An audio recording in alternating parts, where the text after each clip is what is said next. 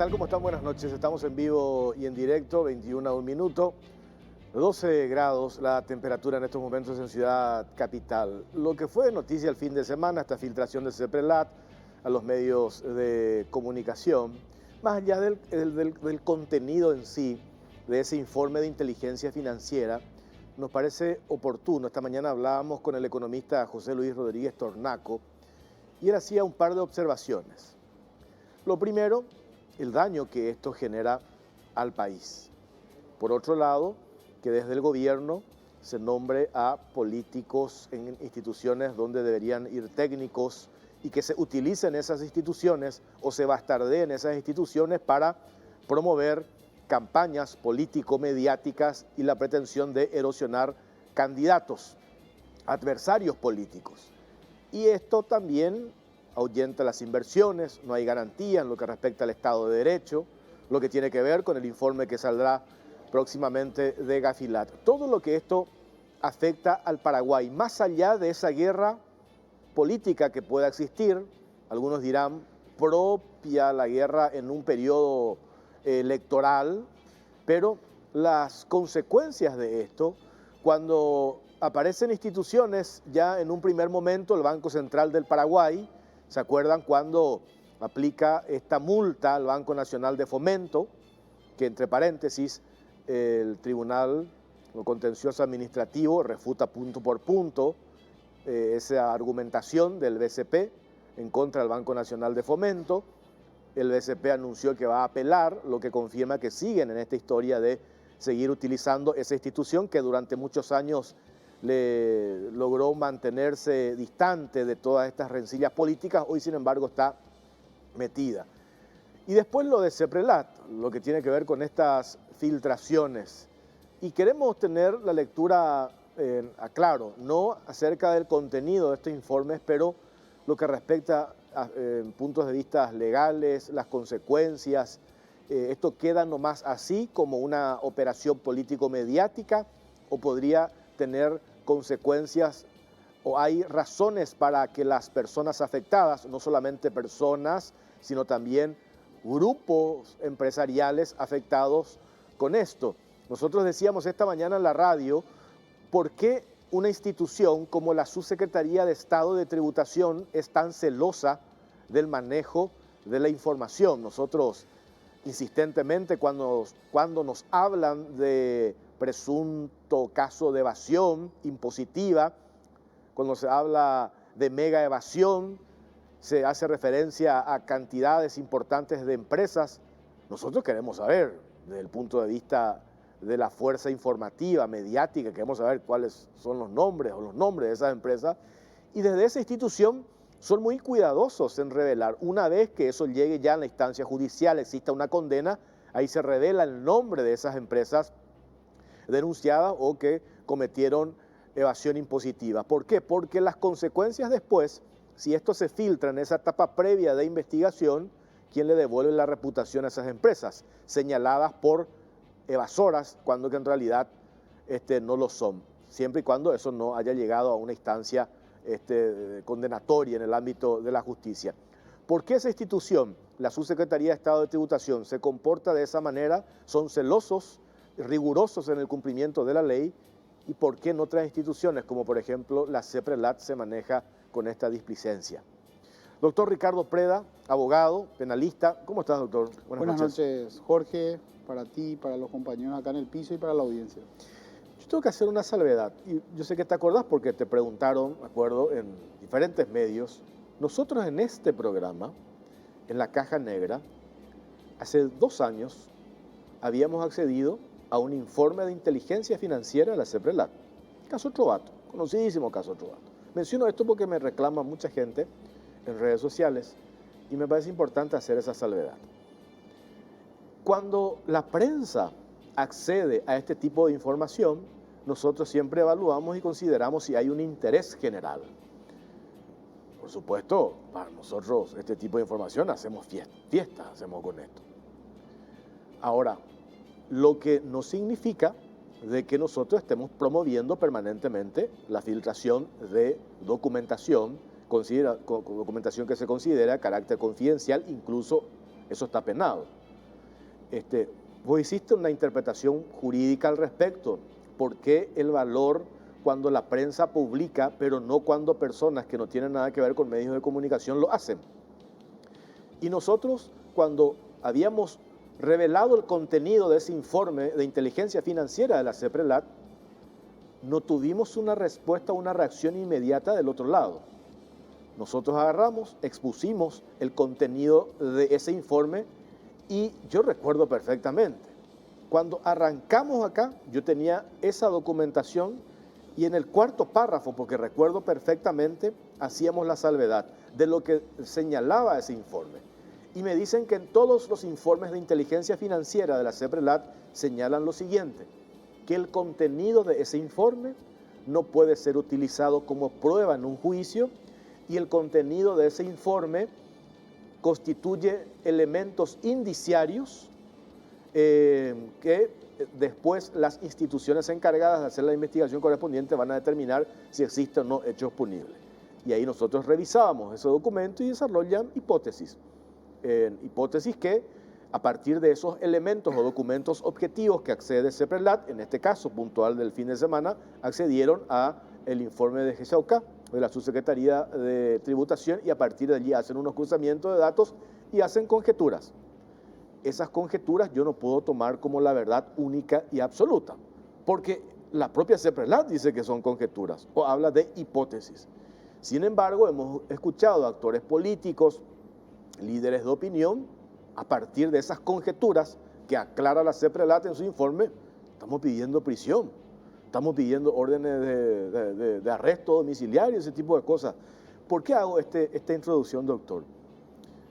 ¿Por qué hoy llegamos a esta instancia en que tan fácilmente, y ponía el ejemplo de la Subsecretaría de Estado de Tributación, sabes perfectamente, son muy celosos. Yo acá le he tenido a Oscar Orué, le busqué la vuelta por todos lados, incapaz de revelar el nombre de una empresa que está en esa etapa de investigación. Porque él dice, yo me puedo ir preso. Entonces yo digo, ¿por qué ese funcionario es tan celoso, tan precavido y otros no, como por ejemplo la CEPRELAT? Bueno, es importante hacer la disquisición de lo que sería el periodista y lo que sería un funcionario, obviamente. Si el periodista recibe una información porque se lo da a un funcionario o porque se lo da a un tercero que no es funcionario, pero la información que le provee es una información confidencial de una oficina pública, el periodista propiamente no tiene luego la cualidad, porque el delito de revelación de secretos es obviamente aquel que está obligado a guardar secreto. El periodista, por definición, claro, no es una por persona la naturaleza del oficio. Por la naturaleza del oficio no es una persona que deba guardar secreto. Distinto es que un periodista ofrezca un soborno a un funcionario público, claro, para que brinde información confidencial. En ese caso, el periodista no sería autor de violación de secreto, sería un instigador, para lo cual no se necesita, y por otro lado cometería además soborno si está pagando, y sería encima un soborno agravado. Y el funcionario cometería revelación de secreto por funcionario público y además cometería cohecho agravado. Esa sería la única hipótesis que yo veo donde un periodista podría responder penalmente por acceder a información confidencial. Claro. Si es que él promueve que un funcionario revele un secreto. Si no lo hace, que es la mayoría de los casos, yo creo que, incluido ¿verdad? Yo no dudo de la integridad de ninguno de los periodistas que hayan accedido al informe. Lo más probable es que el informe haya salido desde un funcionario público. Claro. Este funcionario responde porque el Código Penal castiga la revelación de un secreto, y en particular del funcionario público, en dos artículos. Por un lado, en el artículo 148 sí, del Código Penal, cuando se trata de secretos de carácter privado. Cuando hablamos, por ejemplo, de transferencias financieras, de cuestiones tributarias, estamos hablando de un secreto de carácter privado. Por lo tanto, si esto lo revela un funcionario, es un hecho punible que está contemplado en el artículo 148 del Código Penal. Ahora, si el secreto que se revela puede afectar el interés público, ahí ya se configura otro hecho punible que está en el artículo 305, que es un hecho punible más grave, que es básicamente revelación del secreto en el ejercicio de las funciones. O sea, son otros tipos de secretos que ya afecta el interés público. En este tema de los análisis de inteligencia financiera, lo que existen son muchas informaciones que afectan el secreto, o sea, el secreto de mis cuentas financieras, de mi situación tributaria, etcétera. Eso podría fácilmente configurar el 148. Ahora, si la revelación de la confidencialidad de un informe de inteligencia, producto de ello, el Estado paraguayo es, por ejemplo, sancionado o marcado dentro de la lista gris por haber incumplido una de las obligaciones propias, que es el tema de la confidencialidad tanto de los reportes que recibe la Unidad de Inteligencia Financiera y también de los informes que elabora, eso también podría exponer al Estado a pasar a la lista gris. En ese caso ya estamos hablando no solamente de una cuestión de revelación de secreto privado, sino que esa revelación también pone en peligro el interés del Estado. Y en cuanto ocurra, si eso ocurre, podría también configurar el hecho punible contenido en el artículo 315 del Código Penal. Pero el que de una se configura, por ejemplo, revelando un reporte de operación sospechosa o un informe de inteligencia financiera, es el 148 del Código Penal, por un funcionario. Pero también, y la ley 1015 con sus modificaciones, en particular el artículo 32 de la ley 1015, dice expresamente: todas las personas que desempeñan una actividad para la Secretaría de Prevención del Lavado de Dinero o Bienes y cualquiera que reciba de ella información de carácter reservado o tenga conocimiento de sus actuaciones o datos de igual carácter, estarán obligadas a mantener el secreto profesional. El incumplimiento de esta obligación acarreará la responsabilidad prevista por la ley. O sea, si CEPRELAT comparte la información con un funcionario de tributación, por más que él no sea CEPRELAT, igual está obligado a guardar el secreto. O sea, todos quienes acceden a esa información en el marco de una actividad laboral, por ejemplo, dentro de la función, o aunque no sea funcionario, sea por ejemplo un oficial de cumplimiento de un banco privado, pero accede a este informe de inteligencia, está obligado a guardar el secreto. También el funcionario del banco está obligado, por ejemplo, a no revelarle a un cliente que ha sido reportado alguna operación suya de ese cliente a la CEPRELAT, por ejemplo. O sea, todos esos deberes de secretos le rigen, por un lado, a los funcionarios de CEPRELAT y por otro lado, incluso a personas del ámbito del derecho privado, como un funcionario, un banco, por ejemplo, que no puede estar revelando información sobre información financiera. ¿Cuál es el problema, doble problema, de revelar, por ejemplo, un trabajo de análisis financiero, de análisis de inteligencia? Por un lado, que expones gratuitamente a un ciudadano a tener que explicar algo que en realidad debería discutirse en un proceso penal. Pero el punto 2, inclusive pensando desde la perspectiva de quien investiga, tiene el serio riesgo de hacer fracasar una investigación. Porque si yo adelanto un análisis de inteligencia, lo que puedo lograr es darle a un investigado pistas acerca de hacia dónde va dirigida la investigación y con ello frustrar la investigación. Yo no estoy hablando de este caso concreto, estoy hablando de revelar lo que yo hago como un analista de inteligencia. O sea, si revelamos información en este marco, se puede ver desde esas dos perspectivas. Por un lado, que le expones a personas que todavía no fueron juzgadas. Y por otro lado, también expones a la investigación y a los investigadores a que puedan esclarecer los hechos. Porque le das todas las pistas, claro, todos los elementos después para construir la defensa. Así mismo. Eso sin mirar, como digo, el caso. Sí. En el caso concreto, obviamente, hay que ver punto por punto qué es lo que se revela. Pero volviendo a tu pregunta inicial, el tema de la revelación nunca puede afectar a un periodista. Incluso cuando habían salido aquellos audios filtrados sobre hechos presumiblemente de corrupción a finales del 2017, habíamos defendido la posición de que el periodista no podía ser castigado por revelar eso, a pesar de que en ese tipo penal que castiga el grabar conversaciones sin consentimiento de ninguno de los interlocutores, está penado por el Código, y divulgarlos también está penado por el Código. En ese caso, el periodista, desde mi punto de vista, quedaría eximido cuando lo que revela, obviamente, implica una conversación donde se están cometiendo hechos punibles. Claro. Y ahí sí prevalece el interés general sobre la cuestión particular, pero solo a los efectos de decir que el periodista en ese caso de alguna manera actúa amparado de manera o justificado por para mí, en ese caso, una cuestión de mayor entidad, que es básicamente revelar que se está cometiendo un hecho. Pero en el caso del secreto, el periodista no puede, porque él no tiene la cualidad, porque para el secreto vos tenés que tener la cualidad de ser un obligado a guardar secreto. Claro. El periodista obviamente no lo es. Lo otro, todos los informes de inteligencia financiera que son remitidos al Ministerio Público deben terminar en una imputación o necesariamente generar la apertura de una causa. A mí me dicen que no, por eso le consulto. ¿Por qué? Porque hay una instancia ya más técnica de valoración del contenido de ese informe de inteligencia financiera que hace el órgano que sí tiene la atribución propia de investigar, puede determinar, había sido acá, no se dieron los elementos para que se abra una causa y mucho menos para que después termine eso en una imputación. Digo nomás esto, poniendo este caso y otros, que sé, el caso que nosotros habíamos revelado hace 2 años acá, yo no sé si se abrió una causa, me dicen que no.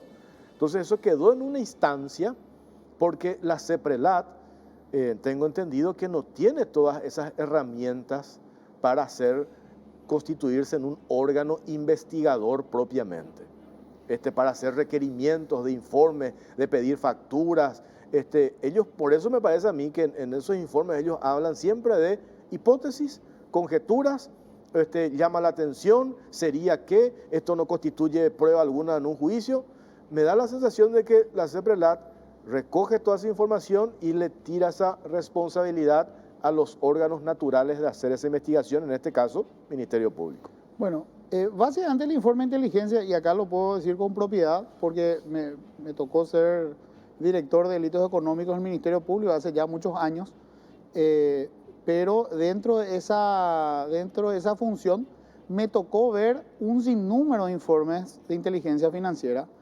En varios de ellos mi dictamen fue que no ameritaba la apertura de una investigación, ni siquiera ameritaba la apertura de una investigación, porque la información que presentaba la CEPRELAT realmente no era indicio de la comisión. Entre paréntesis, a diferencia de este caso sí hay una investigación. Para que sí, claro. Que nosotros estamos diciendo que no queremos que se investigue. En este caso, por ejemplo, no entra luego en discusión, porque en este caso, por lo que le escuché en los medios de prensa a los intervinientes, el informe se produce ya en el marco de una investigación. Porque la CEPRELAT, hay veces que remite informes de inteligencia financiera que lo hace a través de función de recabar información de los sujetos obligados y producto de ese análisis cree que tiene un indicio, remite a la Fiscalía. Eso es básicamente función de la CEPRELAT. No tiene por qué la CEPRELAT valorar si tiene que abrirse o no una investigación penal. Pero hubo casos, como decís, vos fuiste testigo, estuviste en la dirección, ¿cómo que se llama? Dirección de Delitos Económicos. Donde consideraste acá ni siquiera amerita abrir una causa. Ni siquiera amerita abrir una causa y bueno, eso era refrendado por el fiscal general o el fiscal general adjunto del área, donde decía efectivamente no y se le remitía a la CEPRELAT y se le decía, mire, en su informe de inteligencia nosotros creemos que no hay un hecho punible por A, B, C. Tampoco era una cuestión no nomás, ¿verdad? Se explicaba por qué no, ¿verdad? Entonces, A, B, C. ¿Eso qué significa? Eso no tenía ningún efecto tampoco lo que la Fiscalía le respondía. Porque la CEPRELAT podía después decir, mire, realmente tal vez no presenté correctamente el caso. Esto que decís que no hay, sí hay, y te podía explicar. De hecho, y eso lo sé en este caso por ser abogado del lado de la acusación, en un caso concreto, no puedo decir cuál, porque todavía no está firme la condena, pero sí conozco los hechos. Hubo 3 informes de CEPRELAT que se produjeron en un momento dado y la Fiscalía le dijo no hay un indicio.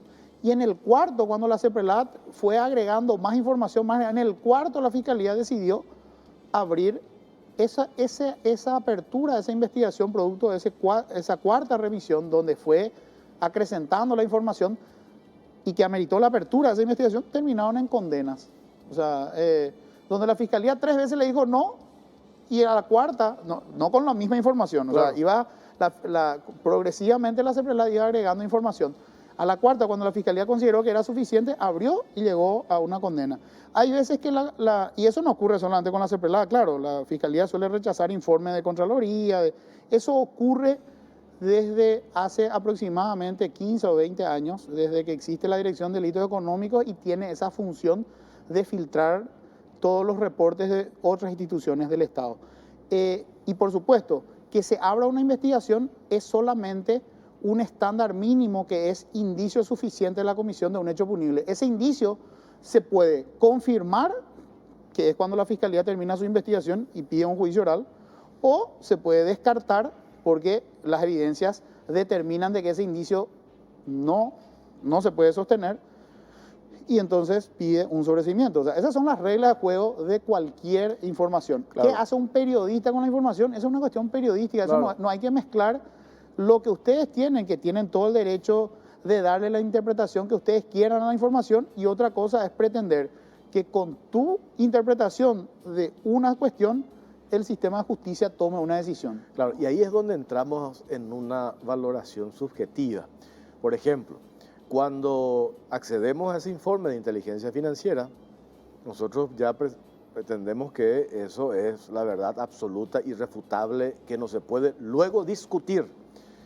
Y cuando la instancia que sí hace una valoración técnica dice no amerita abrir ni siquiera una causa, que tiene que justificar después por qué no amerita, ya entramos en la valoración, esa institución luego responde a tal o cual sector, etcétera, etcétera. Por eso me parece clave esto que decís, doctor. Tenemos que aprender también a entender las reglas de los procesos o las reglas de juego o como se llame, ¿verdad? Porque a lo contrario entramos a desmeritar roles naturales de las instituciones. Para eso están, ¿verdad? O si no, nos quedamos nomás ya que la Contraloría impute o que los informes de la CEPRELAT ya sean definitivos, ¿verdad? Entonces, y cerremos el Ministerio Público, no sé cómo explicarte. Claro, deberíamos ahorrarnos obviamente el presupuesto del Ministerio Público y del Poder Judicial, y que definitivamente la persecución penal se materialice a través de informes de entidad administrativa como la CEPRELAT, tributación, y que vote el público, ¿verdad? Claro. Entonces, pero para ello deberíamos cambiar la Constitución, porque tenemos que establecer otro sistema de definición de conflictos y no la que tenemos, que es en el caso penal. Tiene que haber un Ministerio Público convencido de que tiene un caso, impulsar la acción penal, y un órgano judicial, jurisdiccional, que resuelva a favor de condenarle al sujeto si es que considera, o sea, ni porque el fiscal imputa y ni porque el fiscal acusa ya se puede concluir de que alguien cometió un hecho. Ese es el sistema republicano que tiene nuestra Constitución. O sea, cuando te dice, pero la fiscalía ya imputó, claro, o sea, porque la fiscalía ya acusó.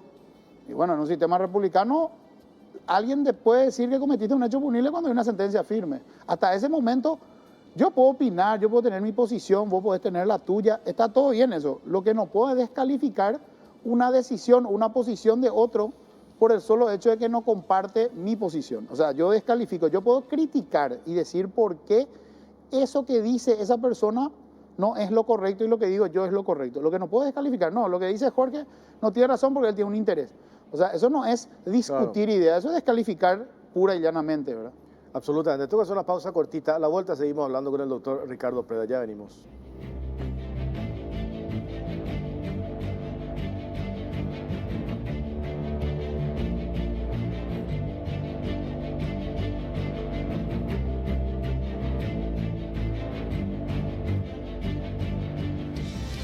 TAB P11 hace gala de toda la innovación de Lenovo, perfecta para cubrir todas las necesidades.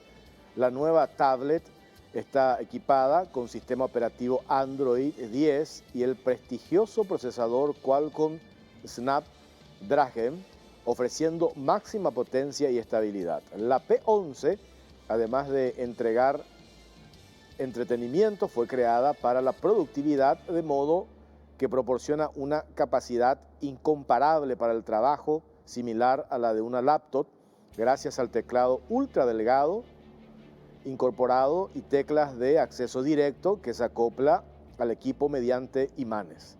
E incluye un lápiz digital, precisión e inclinación para dibujar, pintar, hacer notas en algún documento o apuntar la lista del supermercado. Lenovo Tab 11 Upgrade a primera clase. Encontrarla en las mejores tiendas del país. Lenovo representa y distribuye Celex S.A. Llegó el momento de sentirse insuperable, llegó el momento de cargar Shell V-Power, el único combustible que contiene 5 veces más moléculas de reducción de fricción y limpieza para tu motor naftero. protegiéndolo contra los depósitos que reducen el rendimiento. Sentite insuperable cargando Shell V-Power, co-creado y recomendado por Escudería Ferrari, y viví cada viaje como a bordo de un Fórmula 1. Shell, porque lo que cargas importa. Un par de mensajes acá, doctor, sobre esto que estamos hablando. Por ejemplo, me dicen, ahí tenés el caso de una parlamentaria que el 14 de mayo ya anunciaba esto, cómo queda esa persona al conocer algo y divulgar posteriormente, ¿verdad?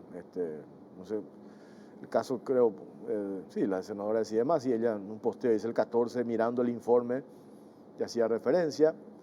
Después también el Congreso no es, perdón, el Congreso no es una de las instituciones donde deban recibirse informe de inteligencia. O sea, podría un informe de inteligencia ir derivada a tributación, porque el informe de inteligencia no identifica tal vez un delito, pero sí identifica un sistema de evasión impositiva, que aunque la evasión es un hecho punible, pero requiere previamente que se agote el ámbito administrativo. Entonces la CEPRELAT podría decidir, por ejemplo, remitir un análisis o un informe a la SED, para que la SED evalúe si hace falta fiscalizar esas empresas. Por lo general, en el marco luego del trabajo ya obtiene información de tributación. El otro lugar donde puede remitir es, obviamente, la Fiscalía, el lugar natural por lo general, y también porque una unidad dependiente del Poder Ejecutivo lo puede hacer el presidente, pues depende del presidente, le puede dar una información porque puede manejar cuestiones de inteligencia vinculadas, por ejemplo, a la posibilidad de un atentado terrorista. O sea, qué sé yo, dentro de una tarea de análisis financiero identifican de que hubo transferencias que pueden implicar un financiamiento de un acto terrorista. Entonces es razonable que, aparte, la Fiscalía le comunique a los órganos de inteligencia del Estado. Propiamente que no es, por más que se llame unidad de inteligencia financiera, obviamente no tiene la facultad de hacer tareas de seguimiento, ese tipo de cuestiones. Pero el Congreso no es un lugar donde se deba remitir. Es decir, si una persona que integra el Congreso Nacional accedió a un informe de inteligencia, es porque se lo han proveído de una manera irregular. También creo que el secretario privado del presidente, mucho antes ya, a juzgar por lo que revelaba en sus redes sociales, ¿verdad? Prácticamente el mismo parte del contenido de este informe de inteligencia financiera que oficialmente llega en manos del Ministerio Público el 20 de mayo y después ya se filtra a la prensa, ¿verdad? Pero antes ya algunos parlamentarios, funcionarios públicos ya tenían acceso. Entonces ahí es donde uno dice, ¿cómo se bastardear una institución como la CEPRELAT? Y hoy el economista José Luis Rodríguez Tornaco ponía en consideración el daño a la imagen país, Estado de Derecho, qué garantías tienen las empresas privadas de que a lo mejor por algún interés momentáneo, coyuntural, político, partidario, y acá hay efectos colaterales. Nosotros, Unicanal, todo el mundo hablaba que este medio compraba cigarrillos, cuando en realidad tal cosa no ocurrió nunca, ¿verdad? Entonces nosotros nos hemos obligado a hacer un comunicado, a desmentir, y eso ya queda en la opinión pública. Por más que haya un desmentido, eso queda instalado, ¿verdad? Entonces el daño que se genera es demasiado grande. Bueno, nosotros ya tuvimos una experiencia que nos generó un problema de internacional, que fue, no quiero decir el nombre del proceso para no, digamos, vincular a personas a quienes conozco, pero en el pasado un expresidente de la República fue procesado y parte de la información de ese proceso venía de un informe de la FinCEN. La FinCEN es la CEPRELAT de Estados Unidos, básicamente. Ese informe de FinCEN, parte del contenido de ese informe, fue revelado a la prensa aparentemente por algunas personas interesadas en ese momento en la persecución penal de ese expresidente.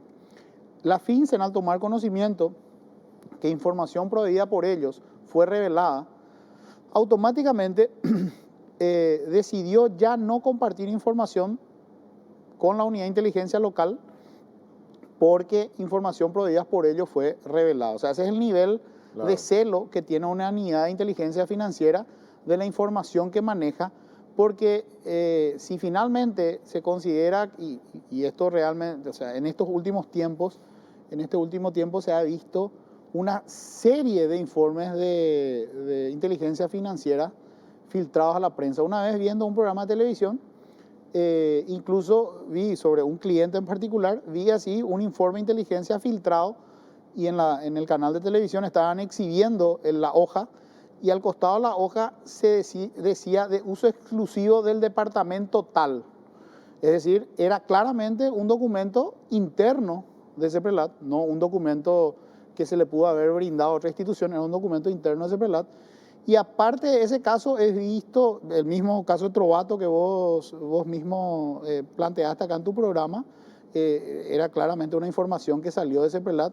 Y en los últimos años se ha utilizado aparentemente o se ha filtrado. Yo creo que es un órgano que debería revisar seriamente sus sistemas de seguridad, o eventualmente habría que saber si han implementado sumarios administrativos para sancionar a quienes se sospecha han revelado esos lastimosamente informes. Carlos Arregui me extraña, no dice ni una sola palabra. ¿Por qué solo se dio ahora en la gestión de Arregui estas filtraciones? ¿Por qué no se dio en los otros titulares de CEPRELAT?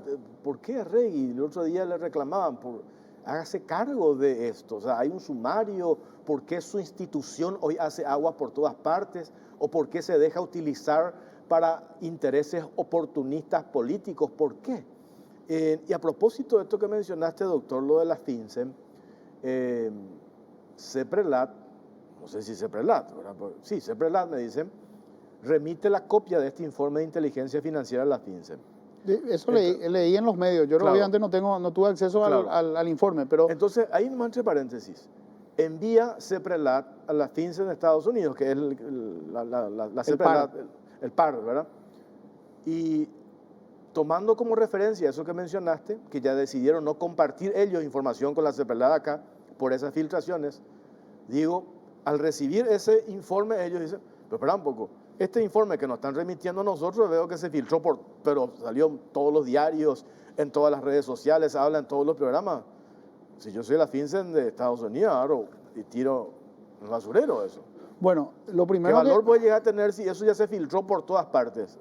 Claro, lo primero que un integrante, o sea, un analista de FinCEN tendría en consideración es por qué alguien está anunciando una información que se le envía. O sea, claro, un banco, por ejemplo, no puede anunciar, vos sabés que estoy enviando los antecedentes de mi cliente a CEPRELAT. Bueno, así también una unidad de inteligencia financiera no debería anunciar que informe inteligencia que recaba le remite a su par.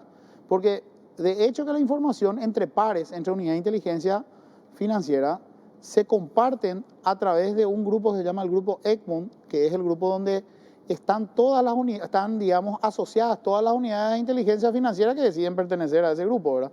Entonces, dentro de ese grupo hay sistemas de compartir información de una manera confidencial, obviamente, con sistemas que están codificados, etc.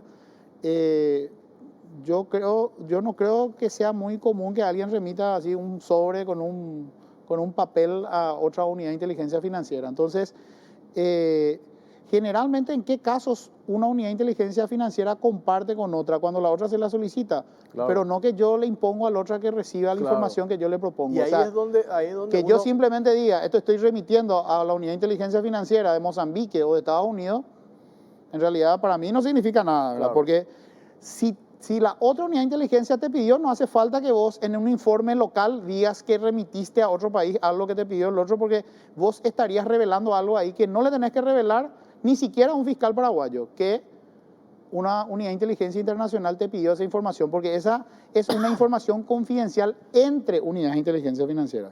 Ahora, decir, yo terminé un informe y le estoy enviando a la unidad de inteligencia financiera a otro país, y bueno, te le estás enviando, eso no significa absolutamente nada aún. O sí podría significar, haciendo conjeturas, de que hay una intención manifiesta, abierta, de que estás utilizando ese informe con un propósito particular, determinado. Entonces, yo puedo suponer eso, pues si no tiene sentido que se haga el anuncio por todos lados de que vos remitiste ese informe a tu par de Estados Unidos. Claro, porque como te dije, si la autoridad, si la unidad de inteligencia de ese país te pidió, vos no tendrías que ni siquiera explicarle a un fiscal de acá que vos le estás brindando, porque eso se da en el marco de este grupo de compartir información entre unidades de inteligencia financiera. Si la información es solicitada en el marco de un proceso penal en otro país, esa solicitud de información no va a venir a través de una unidad de inteligencia financiera, va a venir a través de los conductos procesales que son o a través de un exhorto judicial o a través de una cooperación entre fiscalías, donde se le solicita una... O sea, lo que te digo nomás, una unidad de inteligencia financiera no tiene sentido que remita a otra unidad de inteligencia información que no le ha sido solicitada, y tampoco, si le remite, no debería indicar en un informe local lo que comparte con otra unidad de inteligencia financiera. Es más,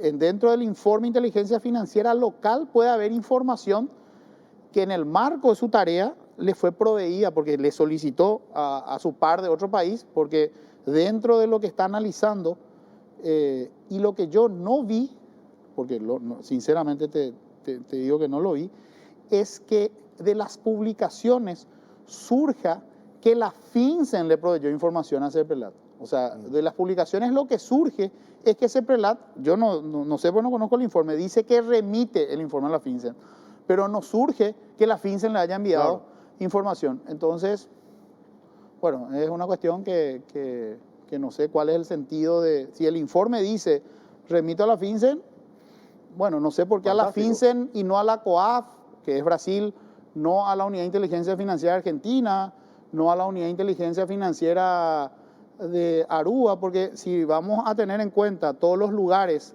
según las publicaciones, que hablan que se movieron, tendría, si yo fuera coherente... Tenés países de América, Europa, Asia, tendría que remitir una copia a todos. Claro. Pero en realidad, le aclaro, eso no se debe hacer. O sea, no es que cada unidad de inteligencia, o sea, no es que una unidad de inteligencia financiera de otro país hace un informe y le reparte a todos los países de crédito. No, si le pide esa unidad al otro país, le va a proveer, si no, es muy poco probable que lo haga, ¿verdad?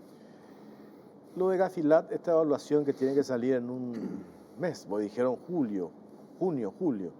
¿Esto puede afectarnos, doctor? Yo creo que ya había muchas filtraciones previas a esto. Yo creo que esta, la que tuvo, fue una trascendencia mediática mucho mayor que otras, pero ya ha habido, o sea, hace unos meses nomás se manejaban detalles también de otros informes de inteligencia.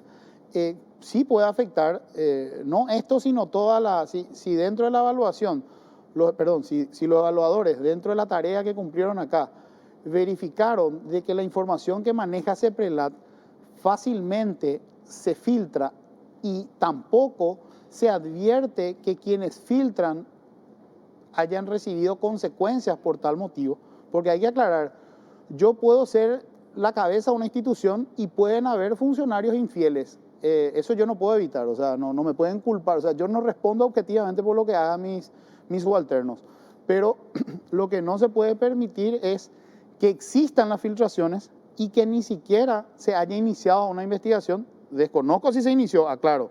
Mañana si alguien me muestra y me dice, miren, hay 20 sumarios administrativos donde hay 20 analistas sancionados porque corroboramos que ellos fueron los que filtraron la información. Lo que pasa es que eso no puede concluir solamente con un sumario administrativo, porque filtrar esa información no es solamente una infracción, sino también, administrativa me refiero, sino también es una infracción penal, es decir, es un delito, y en consecuencia debió remitirse al Ministerio Público. Y por lo menos así, por mi experiencia más como docente, no como litigante, yo por lo menos nunca escuché así condenas por la comisión del artículo 148 del Código Penal, que es la revelación de secreto por funcionario. Cortito, doctor, por favor, si me puede esperar, quiero tener un contacto vía Zoom con el gobernador de Paraguarí para tener una valoración política de todo esto, más allá del aspecto técnico que nos estás brindando.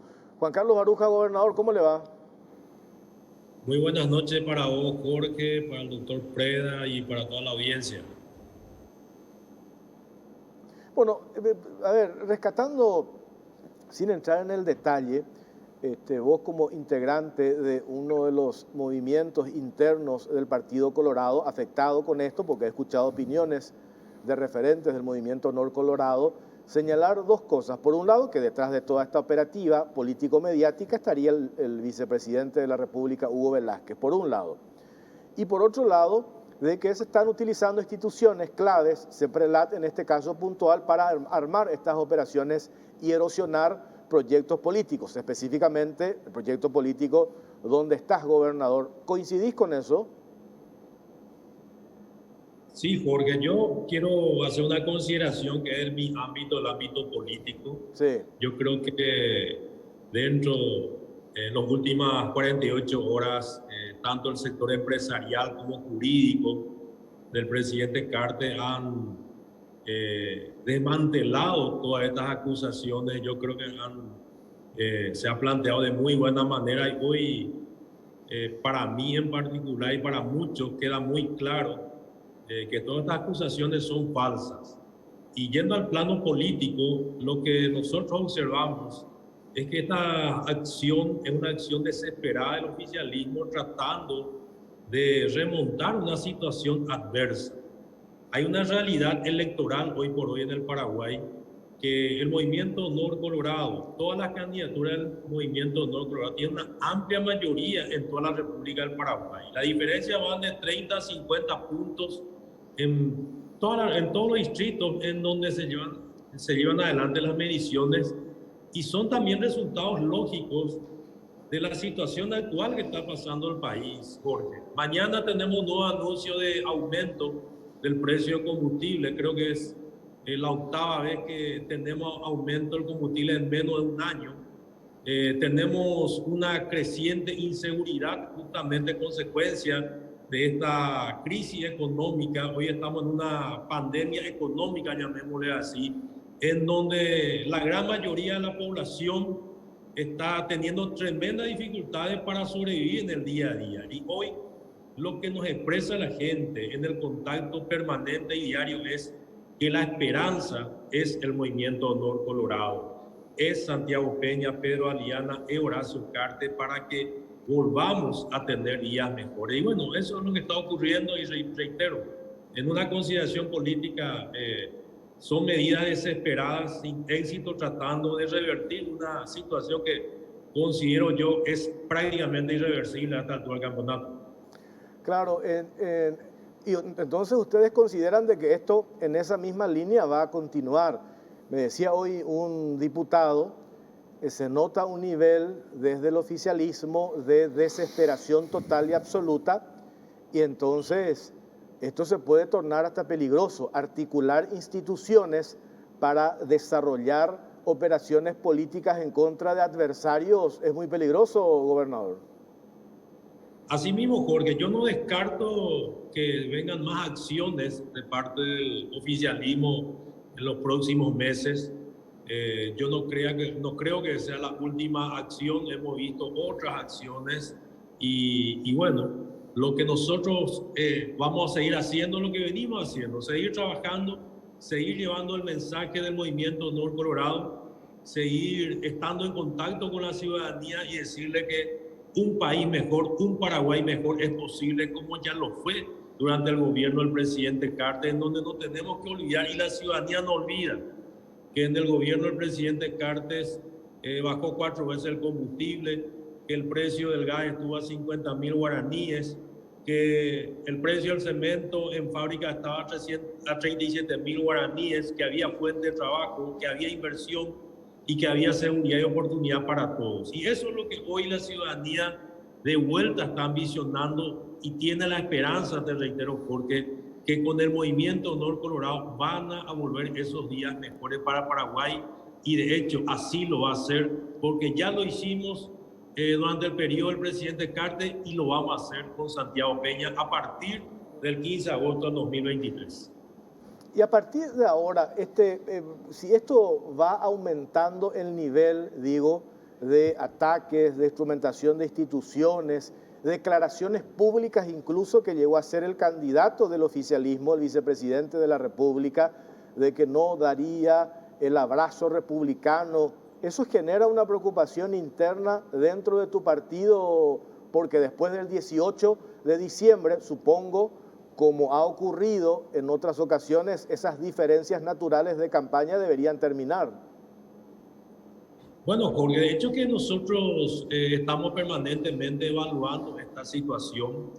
El nuevo sistema electoral también es una ventaja para la unidad post 18 de diciembre, ya que una vez que estén instalados las nuevas candidaturas al interior de la lista 1 y con este sistema del voto preferencial, muchos de los que hoy son del sector oficialista que pudieran expresar que no apoyarían es muy probable que cambien de opinión teniendo en cuenta que sus candidaturas, ya sea gobernaciones, diputaciones y senadurías, juntas departamentales, también estarían en riesgo si no acompañan y apoyan fuertemente a la lista 1. Yo tengo confianza que a partir del 19 de diciembre la mayoría prácticamente absoluta del pueblo colorado va a acompañar a la lista 1 y por eso estamos buscando un resultado electoral altamente favorable el día 18 de diciembre.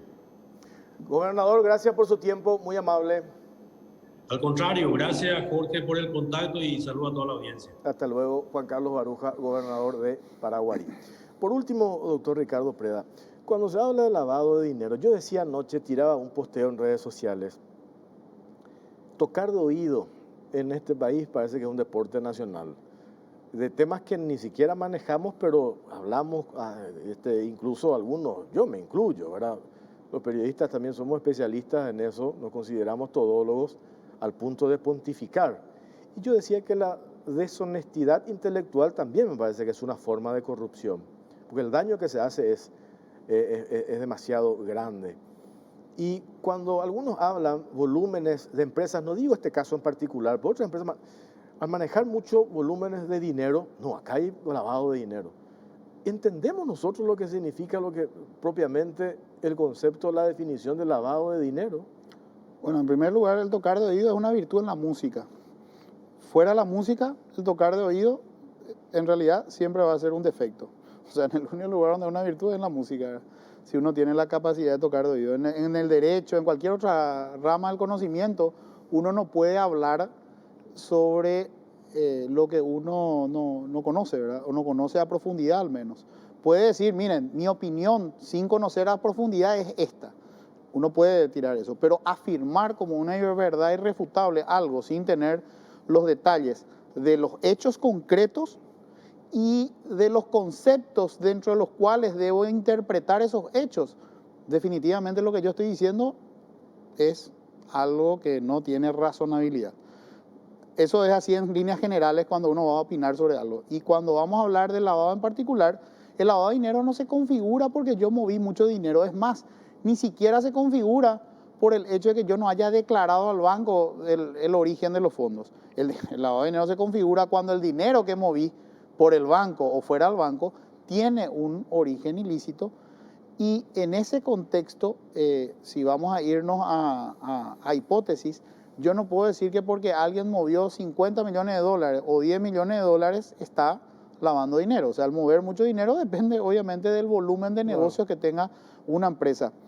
Yo ya había visto esto cuando en su momento el ex ministro del Interior había hecho algunas afirmaciones a nivel de medios e incluso a nivel de informes presentados ante el Congreso, y había explicado ya en ese momento que yo no puedo valorar negocios que desconozco. O sea, yo no soy un comerciante ni soy un abogado corporativo, por lo tanto desconozco los detalles, los tipos de negocios que se hacen en una empresa.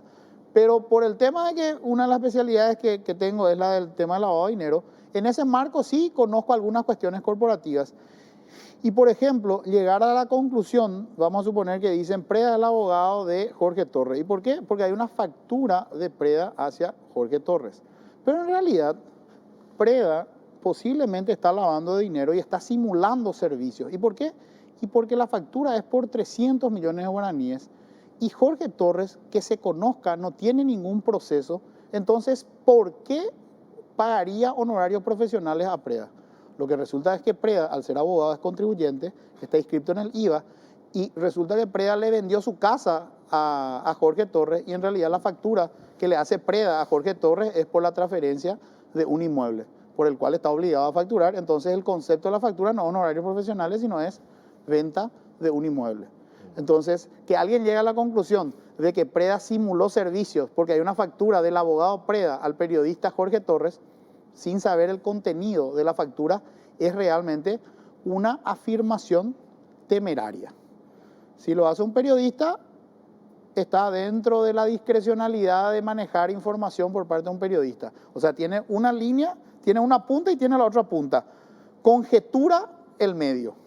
Ahora, una autoridad pública que tiene la posibilidad de acceder a la información que está acá en el medio y conjetura sobre la base de estas dos puntas, es un irresponsable y ameritaría una responsabilidad sancionatoria por haber emitido una afirmación cuando él pudo haber sabido qué había en el medio. Sí. O sea, conclusión, un periodista puede conjeturar, un funcionario del Estado debería llegar a una conclusión cuando tiene corroboradas las hipótesis. Sí es una hipótesis que haya un servicio simulado de Ricardo a Jorge al solamente acceder a la información de que hay una factura de Ricardo a Jorge, pero todavía no se puede afirmar eso, se puede inferir.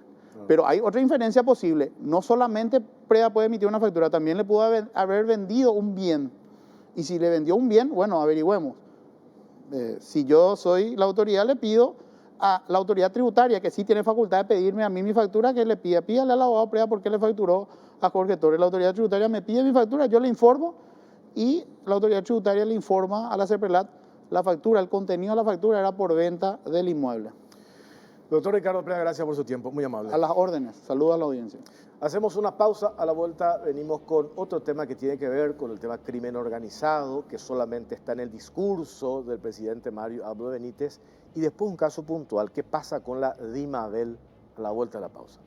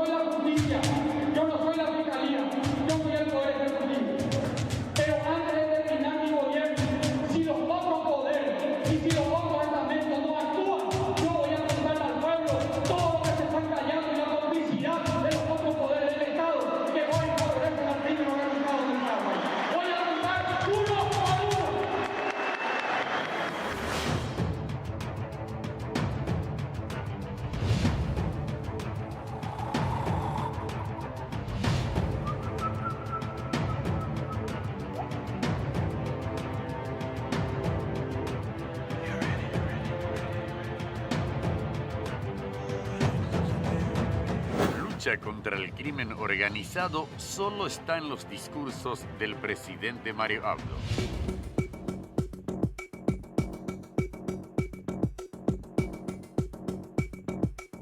Ante una serie de hechos de sicariato que se vienen dando en Paraguay y sumados al del fiscal Marcelo Pecci en Colombia, y a modo de sacar un rédito político de todo, el presidente de la República, Mario Abdo Benítez, hace unos días apeló a un encendido discurso para erigirse él y su gobierno como un baluarte en la lucha contra el crimen organizado y que no iba a permitir ni dejar que estos brutales asesinatos queden sin castigo.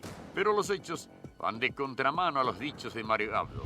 Si tomamos en cuenta que sus dos últimos ministros del Interior tuvieron que dejar el cargo presurosamente debido a estar ligados con personas que estaban siendo buscadas por narcotráfico. Juan Carlos Villamayor, quien fue ministro del Interior, fue investigado por su relación con el brasileño Luis Enrique Boscato, quien era buscado por Interpol por tráfico de drogas y asociación criminal, y un informe señalaba que Villamayor le cobró $600.000 para evitar que sea extraditado.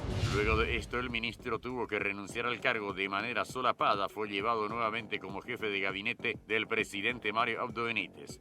Finalmente, lo tuvieron que apartar del cargo, ya que desde los Estados Unidos le habían incluso cancelado de por vida su visa para ingresar. Con Villamayor fuera del juego, Abdo convocó a Arnaldo Yucio, a quien lo puso al frente del Ministerio del Interior, y pese a su lamentable gestión lo mantuvo, hasta que una vez más se filtró la estrecha relación de amistad y negocios de Yucio con Marcus Vinicius Espíndola Márquez de Padua, quien era requerido por Brasil por tráfico de drogas, tráfico de activos y lavado de dinero. Sin embargo, el hombre que se movía como un gran empresario en Paraguay estaba por concretar una millonaria venta al Estado paraguayo de vehículos blindados, más específicamente al Ministerio del Interior de la mano de su amigo Arnaldo Yucio, a quien incluso le prestó un vehículo para ir de vacaciones al Brasil con su familia.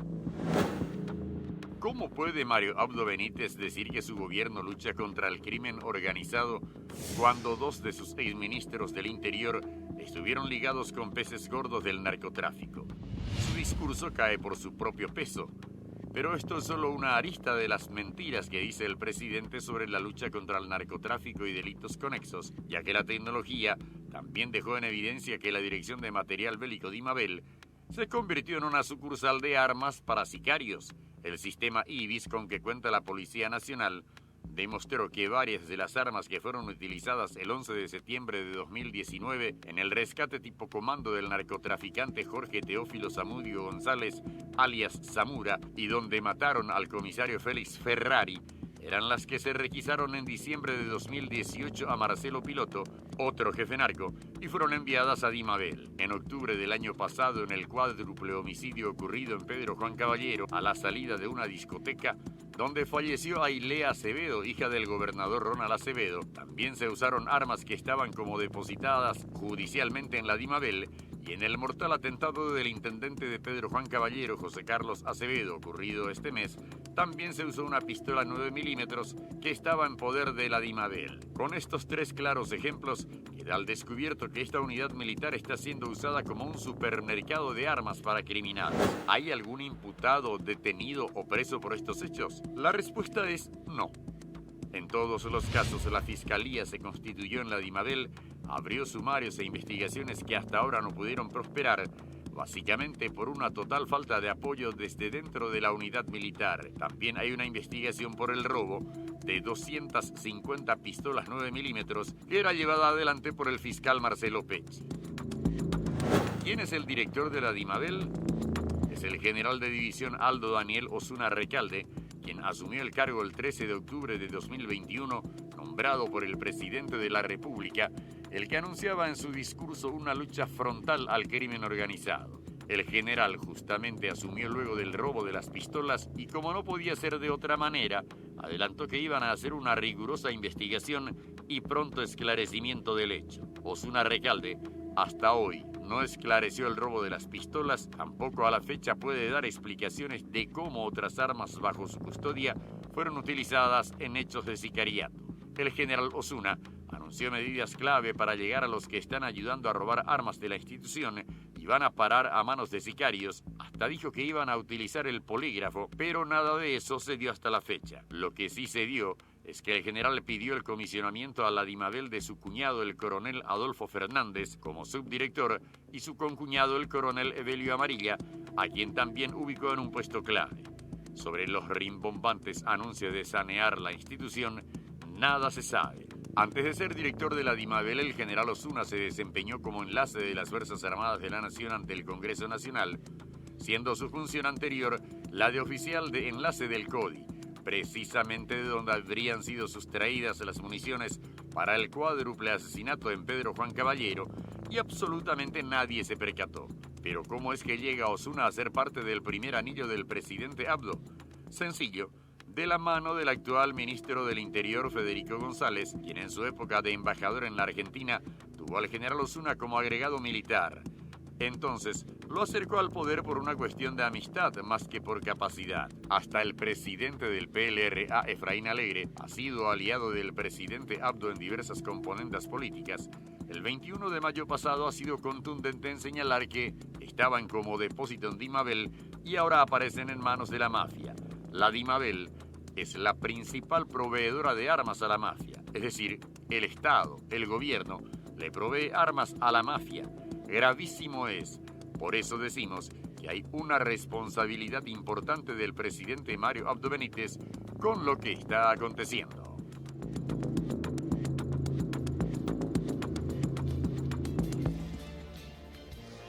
TAP P11 hace gala de toda la innovación de Lenovo, perfecta para cubrir todas las necesidades.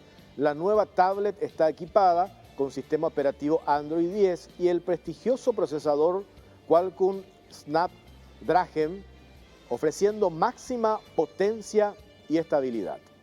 La P11, además de entregar entretenimiento, fue creada para la productividad, de modo que proporciona una capacidad incomparable para el trabajo, similar a la de una laptop, gracias al teclado ultra delgado incorporado y teclas de acceso directo que se acopla al equipo mediante imanes. E incluye un lápiz digital, precisión e inclinación para dibujar, pintar, hacer notas en algún documento o apuntar la lista del supermercado. Lenovo Tab 11, upgrade a primera clase. Encontrala en las mejores tiendas del país. Lenovo representa y distribuye Celex S.A. Vení a Bristol y aprovecha las super ofertas en televisores y celulares. Y como si fuera poco, con la promo más grande del país, 1.000 millones en premios, con cada compra te llevas una cuota de regalo. Celular Samsung A13 de 64 GB. Precio normal, 18 cuotas de 246.000 guaraníes. Ahora solo 18 cuotas de 129.000 guaraníes. Bristol, la mejor casa de electrodomésticos del país. Farmacia Vicente Scabone, más de 86 años de trayectoria a tu servicio. La más amplia línea de medicamentos, perfumería, cosmética, cuidado personal, juguetes y mucho más. La atención personalizada y el asesoramiento que buscas está en Farmacia Vicente Scabone las 24 horas. Llámanos al 418-5000 o por WhatsApp 0974-18-5000. Y esto que mostrábamos recién en este informe, porque después tenemos otro que hace referencia a lo que actualmente pasa en la Dimabel, un convenio que firma el Estado paraguayo y se hace referencia a prácticamente lo que había pasado con el acta bilateral, la entrega de la soberanía. Una empresa brasileña encargada en la fabricación de armas va a utilizar recursos humanos de la Dimabel. Y hay un convenio suscrito en relación a este tema y que vamos a desmenuzar y mostrar enseguida. Pero antes de entrar con esto, en relación a este informe, hacía la introducción la semana pasada. El presidente de la República, Mario Abdo Benítez, alardeaba de que su gobierno se encarga de luchar contra el crimen organizado. Y mencionó, por ejemplo, el caso a ultranza, que entre paréntesis habíamos aclarado, la ultranza, este gobierno no tuvo ninguna participación, vino a partir de la intervención de los organismos internacionales y la participación acá directa del Ministerio Público. Nada de participación le dieron al gobierno de Mario Abdo Benítez. Y después otras cuestiones, involucramiento de Villamayor en cuestiones turbias, la salida del ministro Arnaldo Yucio al Ministerio del Interior también por este vínculo alevoso con un narcotraficante, uno de los más buscados en el Brasil, entre paréntesis, pretendió instalar un relato mentiroso. Y esto que pasa en la Dimabel, el rescate, hay un par de situaciones bien puntuales que uno termina por preguntarse, ¿esto se hace con la anuencia del presidente de la República? Porque la designación del actual general que está al frente de la Dimabel, el general de división Aldo Daniel Osuna Recalde, nos decían a nosotros, es la absoluta confianza del presidente de la República. ¿Se acuerdan el caso del rescate del narco Zamora y el asesinato del comisario Ferrari? Las armas largas y cortas que fueron requisadas al equipo criminal que se preparaba para rescatar de la agrupación especializada al narco Marcelo Piloto, en diciembre de 2018 fueron entregadas por la justicia a la Dimabel para su resguardo. Sin embargo, las mismas fueron vendidas nuevamente al crimen organizado, que las usaron para el cinematográfico rescate del narco Zamora y que acabó con la vida del comisario Ferrari. Ahí estamos viendo imágenes de lo que significó ese hecho. Y una de las armas fue recuperada con la detención de uno de los involucrados en dicho crimen y derivó en el allanamiento de la Dimabel, por primera vez en la historia, procedimiento encabezado por el agente fiscal de la Unidad de Lucha contra el Crimen Organizado, Alicia Saprissa, y un mes después por el agente fiscal asesinado, Marcelo Pecci, de la misma unidad, pero ya en el marco de la investigación del asesinato de Ailé Acevedo. ¿Se acuerdan? La hija del gobernador de Amambay, Ronald Acevedo, alias Bebeto, y otras dos personas, que esto ocurrió específicamente el 9 de octubre de 2021 en Pedro Juan Caballero. Y está el otro caso, cuádruple asesinato en Pedro Juan Caballero, hecho en el cual las balas asesinas provenían de la Dimabel y los casquillos de la escena del crimen contaban con las inscripciones correspondientes. Y el otro caso, asesinato del intendente Pedro Juan Caballero, esto que ocurrió hace un par de semanas, lo de José Carlos Acevedo. Este es el más reciente caso de sicariato encargado por la mafia que cobró la vida del intendente de Pedro Juan Caballero. Nuevamente expuso el esquema en el cual las armas de resguardo por orden judicial a cargo de la Dimabel seguirían siendo comercializadas al crimen organizado, en razón de que en el caso en cuestión, una de las líneas de investigación señala que una de las armas habría sido depositada en la institución desde fines de marzo de 2021.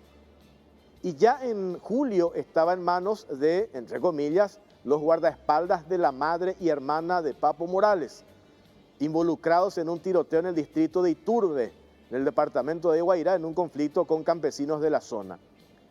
Lo de, entre comillas, guardaespaldas es una forma de decir, ya que la investigación vincula al equipo que estaba resguardando a la familia de Papo con sicarios de Pedro Juan Caballero al servicio del crimen organizado. ¿Y qué es lo que pasa en la Dimabel?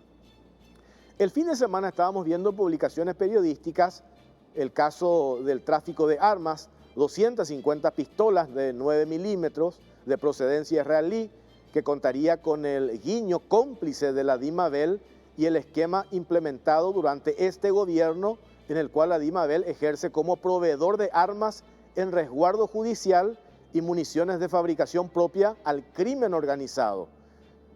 Y esto motiva a tratar de desmarañar la incoherente relación entre este corrupto esquema al servicio de las organizaciones criminales con la supuesta guerra en solitario que le declara el presidente de la República, el crimen organizado, que acusa a los demás poderes del Estado y órganos extrapoder de no acompañar, entre comillas, su titánica lucha desde el poder ejecutivo.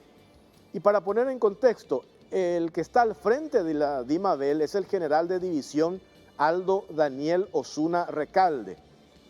Asumió como director de la Dimabel el 13 de octubre de 2021.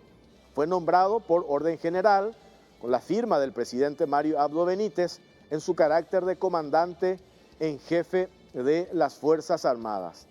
El general Osuna asumió como director de la Dimabel días después del primer allanamiento por el caso de las armas largas y cortas que fueron sustraídas de sus depósitos, comercializadas al crimen organizado y usadas para el rescate del narco Zamora, y lo que mencionábamos recién, el asesinato del comisario Ferrari, y de que se confirmara que los proyectiles que se usaron en el cuádruple asesinato ocurrido en Pedro Juan Caballero, en el cual una de las víctimas fue la hija del gobernador, provenían de la Dimabel y que supuestamente fueron entregados a un destacamento militar.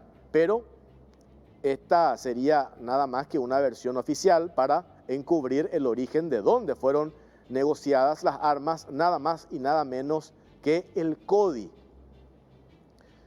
Antes de ser, también esto para poner en contexto, director de la Dimabel, el general Osuna se desempeñó como enlace de las Fuerzas Armadas de la Nación ante el Congreso Nacional, según orden de fecha 27 de septiembre del 2019, siendo su función anterior la de oficial de enlace del CODI, precisamente de donde habrían sido sustraídas las municiones para el cuádruple asesinato en Pedro Juan Caballero, y absolutamente nadie se percató de nada.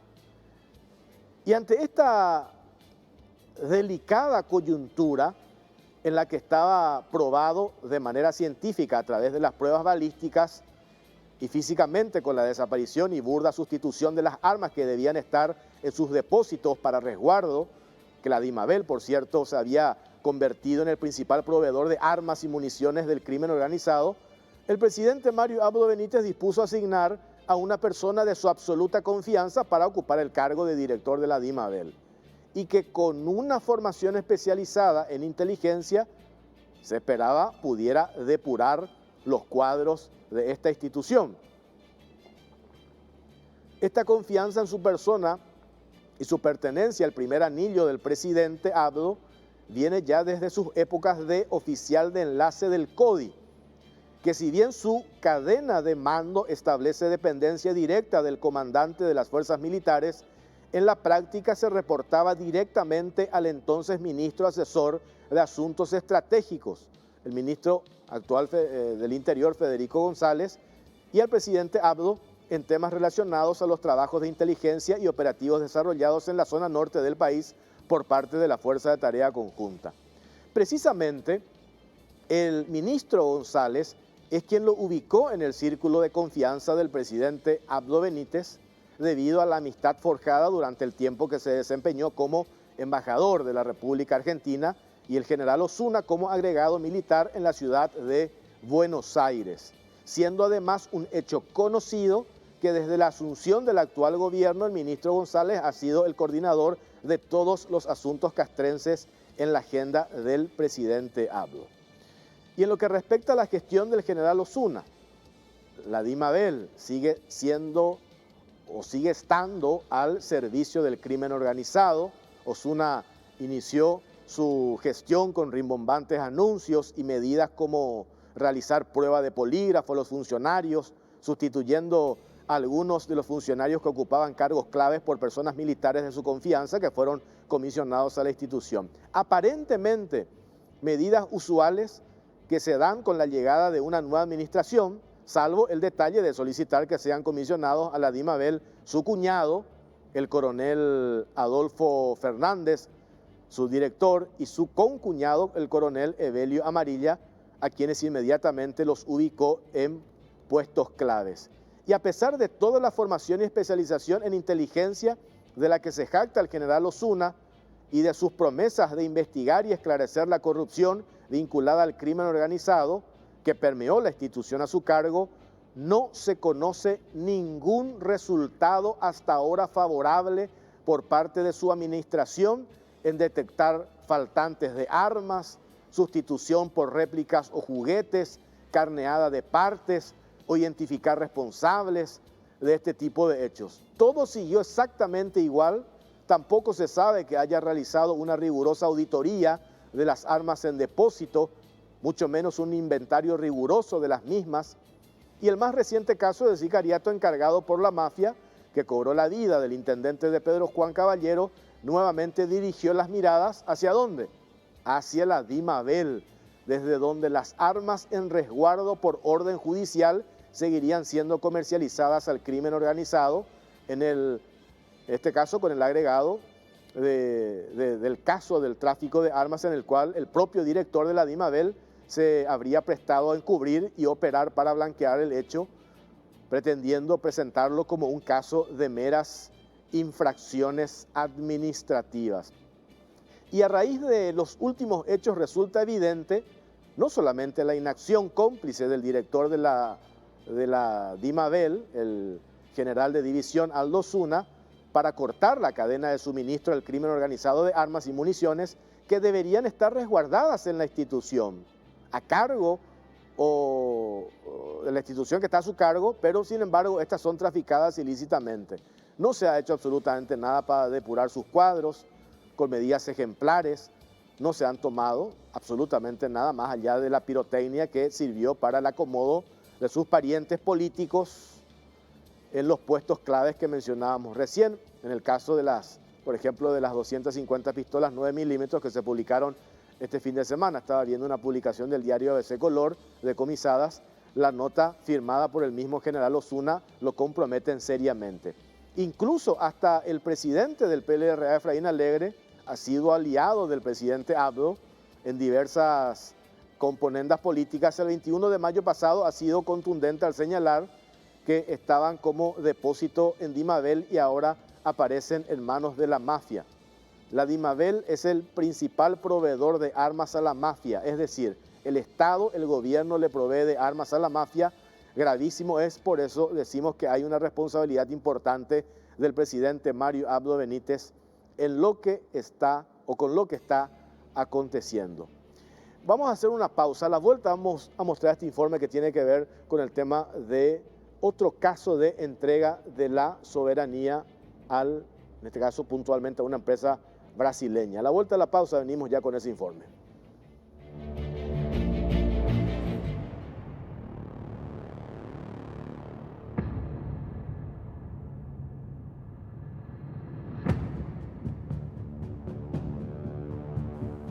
Dimabel cómplice de entrega de soberanía a empresa brasileña. A fines del año pasado, la agencia oficial del gobierno anunciaba con bombos y platillos la instalación en Paraguay de la empresa Compañía Brasileña de Cartuchos CBC, luego de una misión económica al Brasil del ministro Luis Castiglioni. El proyecto de inversión privada bajo el régimen de Maquila era con ofrecimiento de capacitación de la Dimabel. Según Castiglioni, el proyecto sería primeramente la inversión de unos $20 millones con la contratación de 80 funcionarios en forma directa. Durante la segunda y tercera etapas, se prevé la compra de un terreno para la construcción de un parque industrial de 10 hectáreas en regiones no pobladas y de fácil acceso al río Paraguay, que tendrá una inversión de aproximadamente $100 millones. Como parte del proyecto, la CBC se compromete a proporcionar asesoría, apoyo, capacitación y asistencia a la planta de industria bélica que será implementada en Paraguay y estará a cargo de la Dirección de Material Bélico Dimabel, localizada en la ciudad de Piribebú y Cordillera. La empresa cuenta con dictamen positivo del Consejo Nacional de las Industrias Maquiladoras de Exportación, CENIME, del Consejo de Inversiones de la Ley 6090 y del Ministerio de Defensa Nacional para invertir en Paraguay. No obstante, necesita la autorización de la Dimabel para oficializar la instalación. Pero los discursos y acuerdos al momento de su ejecución tuvieron un cambio total de planes y sorpresas bastante llamativas. Lo que se anunciaba y se encontraba en tratativas era la llegada de una importante inversión de una empresa líder a nivel mundial en su rubro, que gestionó ampararse en los beneficios fiscales de los regímenes de la Ley 6090 y de Maquila, y que además ofrecía cooperar con capacitación técnica a la histórica, estratégica y casi obsoleta industria bélica nacional. El 5 de abril de 2022 se firma un acuerdo previo de entendimiento que vincula a las partes mencionadas en el título del presente acápite. La firma se realizó en la sede del Ministerio de Industria y Comercio, con la participación del ministro Luis Castiglioni y del ministro de Defensa Nacional, Bernardino Soto Estigarribia. La comunicación oficial del MIC no difiere mucho de los anuncios relacionados con la inversión y capacitación, salvo el detalle mencionado por el ministro Soto de que será utilizada mano de obra calificada de militares retirados. Por su parte, la Dimabel menciona en su gacetilla que entre las actividades a ser desarrolladas en virtud del acuerdo figuran que CBC Mercosur contrate a la Dimabel para la industrialización por encomienda de municiones en las instalaciones de la Dimabel, de manera que esta última pueda utilizar el 100% de su capacidad fabril. En dicho caso, la CBC Mercosur proveerá de las materias primas e insumos necesarios y será responsable por la comercialización de las citadas municiones. Analizado el acuerdo firmado, en ninguna parte se hace referencia a algún plan de inversión de millones de dólares, adquisición de 10 hectáreas para sus instalaciones, ni generación de mano de obra calificada, tal como se venía anunciando conforme a las presentaciones realizadas ante las diversas entidades del Estado. Todo eso quedó en el olvido, para acordarse un modelo de producción absolutamente distinto que nada tiene que ver con las negociaciones previas. En la práctica, CBC Mercosur terceriza su producción de municiones en las instalaciones de la Dimabel, con maquinarias y personal de la Dimabel, siendo su única contraprestación para toda esta infraestructura a disposición la capacitación del personal de producción. Proveerá las materias primas e insumos necesarios hasta elevar al 100% la capacidad fabril y comercializará los productos terminados, gozando en ambos casos de los beneficios fiscales de los regímenes de la Ley 60/90 y de Maquila. Si CBC Mercosur requiera incorporar maquinarias para aumentar la línea de producción o actualizar la planta, también se aprovecharía de dichos beneficios. Igualmente, si fuera necesario incorporar una mayor cantidad de personal para aumentar la producción, recurrirá a funcionarios jubilados de la Dimabel. Estos serán capacitados por la misma empresa, a sabiendas de que los mismos ya perciben sus saberes jubilatorios, con lo cual fácilmente podrían persuadirlos de aceptar remuneraciones muy por debajo de lo que un mercado no distorsionado demandaría, la jubilación como una subvención a favor de la empresa. Todo esto durante el plazo de 5 años en los que CBC Mercosur lucrará con la infraestructura y personal de la Dimabel a costo cero, ofreciendo capacitación al personal a su disposición, con materia prima, insumos y maquinaria adicional, con beneficios fiscales que también alcanzarán a sus exportaciones de los productos terminados y el personal extra que pudiera requerir a costos subvencionados. Ante tantos beneficios para CBC Mercosur, cabe preguntarnos cuáles serán los beneficios para la Dimabel y para el Estado paraguayo, que muy por el contrario otorgará beneficios fiscales a la empresa. Los grandes beneficios para el país que fueron expuestos en la práctica no se dan, y el general Osuna, puesto en ese mismo sitio por el presidente de la República, será el encargado de velar por todo el proceso. Esto se parece, y mucho, a la acta entreguista de Itaipú, que fue armada por el vicepresidente de la República, Hugo Velázquez, y ejecutada por Joselo. Ahora solo cambian los actores, pero el plan parece el mismo.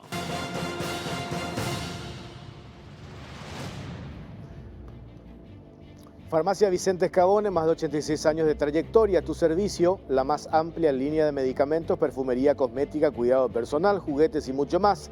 La atención personalizada y el asesoramiento que buscas está en Farmacia Vicente Escabone las 24 horas. Llámanos al 418-5000, por WhatsApp 418-0974-185000. Vení a Bristol y aprovecha las super ofertas en televisores y celulares y como si fuera poco, con la promo más grande del país, 1.000 millones de premios. Con cada compra te llevas una cuota de regalo. Celular Samsung A13 de 64 GB, premio normal, 18 cuotas de 246.000, ahora solo 18 cuotas de 129.000. Bristol, la mejor casa de electrodomésticos del país.